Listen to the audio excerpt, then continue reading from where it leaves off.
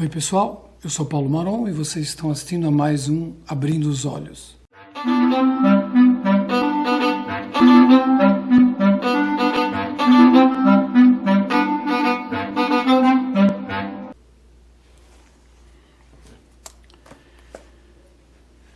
No programa de hoje a gente vai falar sobre arquitetura urbana.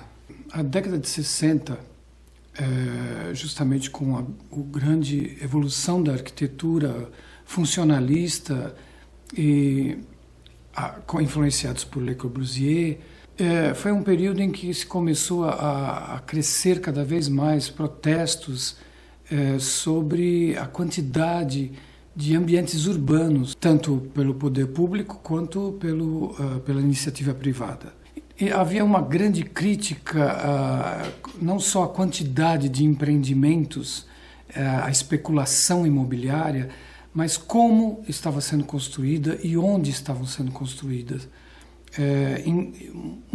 Geralmente em locais em que havia um choque do ponto de vista urbano, do ponto de vista ambiental até mesmo. Nessa foto, por exemplo, vocês podem ver um protesto em um bairro pobre de Boston contra um projeto de renovação urbana.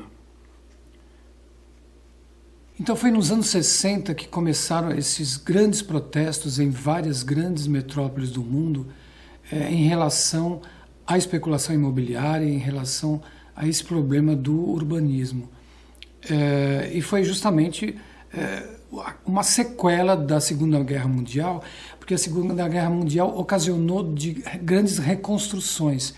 E essas reconstruções significaram muito para as grandes cidades, nesse sentido de serem construções planejadas, mas planejadas não tanto em relação ao ambiente em que as pessoas estão vivendo.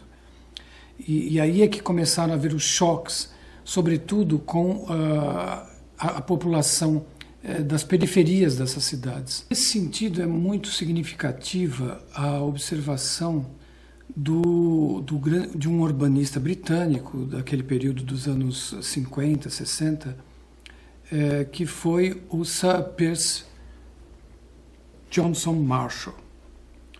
Ele foi responsável por vários esforços de reconstrução depois dos bombardeios que a Grã-Bretanha sofreu na Segunda Guerra Mundial. E uma dessas ocasiões, uma desses projetos, foi a área que ficava em torno da Catedral de St. Paul, em Londres. Como a área havia sofrido um intenso bombardeio, e segundo o próprio segundo o próprio Johnson Marshall, apesar da devastação, se mantiveram de pé uma enorme... e se manteve de pé...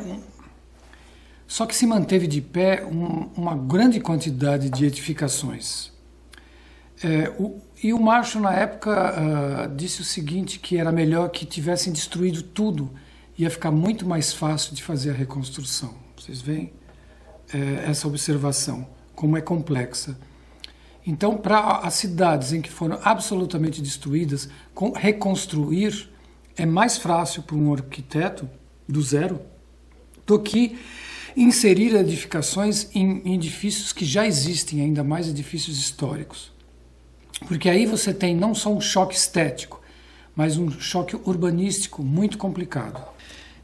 Esses protestos, esses problemas nessas reconstruções acabaram influenciando o surgimento de uma corrente de arquitetos que defendia uma harmonização urbanística. Eu vou passar para vocês alguns exemplos. Esse, por exemplo, que vocês estão vendo é um conjunto residencial, Les Arcades du Lac. É uma arquitetura pós-moderna, classicista, de Ricardo Bofill, no subúrbio de Paris. Isso foi feito no final dos anos 70. Nessa outra, o Porte Grimaud, costa francesa mediterrânea, vocês veem aí um luxuoso empreendimento de veraneio projetado por François Porry. E o grande sucesso desse empreendimento era o desafio de um comprador achar duas casas iguais.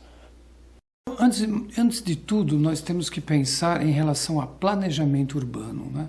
E essa corrente da arquitetura de planejar onde colocar um edifício, construir o que e como ele vai se harmonizar dentro desse ambiente. A gente tem que lembrar que a arquitetura até os anos 60 começou a se preocupar cada vez menos, até mesmo com o aspecto da natureza. Então, grandes edificações com solo de concreto, tudo isso até afetando também o próprio meio ambiente. Agora também as dificuldades de planejamento, até principalmente no setor público.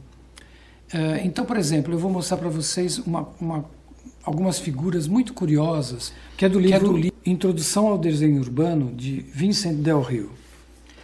Aqui vocês veem uma proposta, né, que foi de um órgão financiador, poderia ser privada ou pública, mas está aí uma proposta. E depois essa proposta foi revista e se ofereceu este projeto. Só que a concepção do coordenador do projeto acabou sendo esta.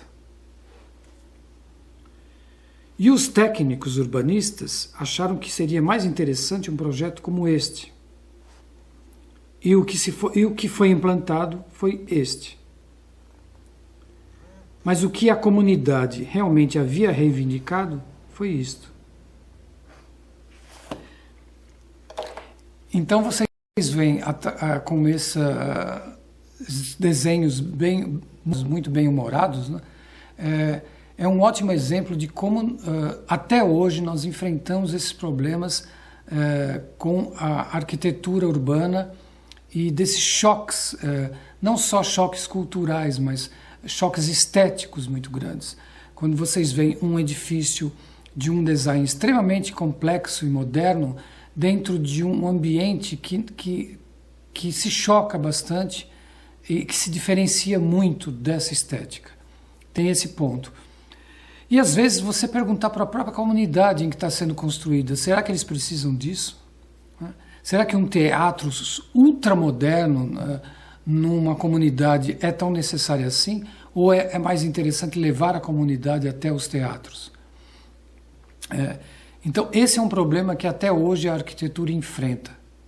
E o grande desafio dos arquitetos contemporâneos tem sido esse, de conseguir vencer essa diferenciação dentro do espaço urbano.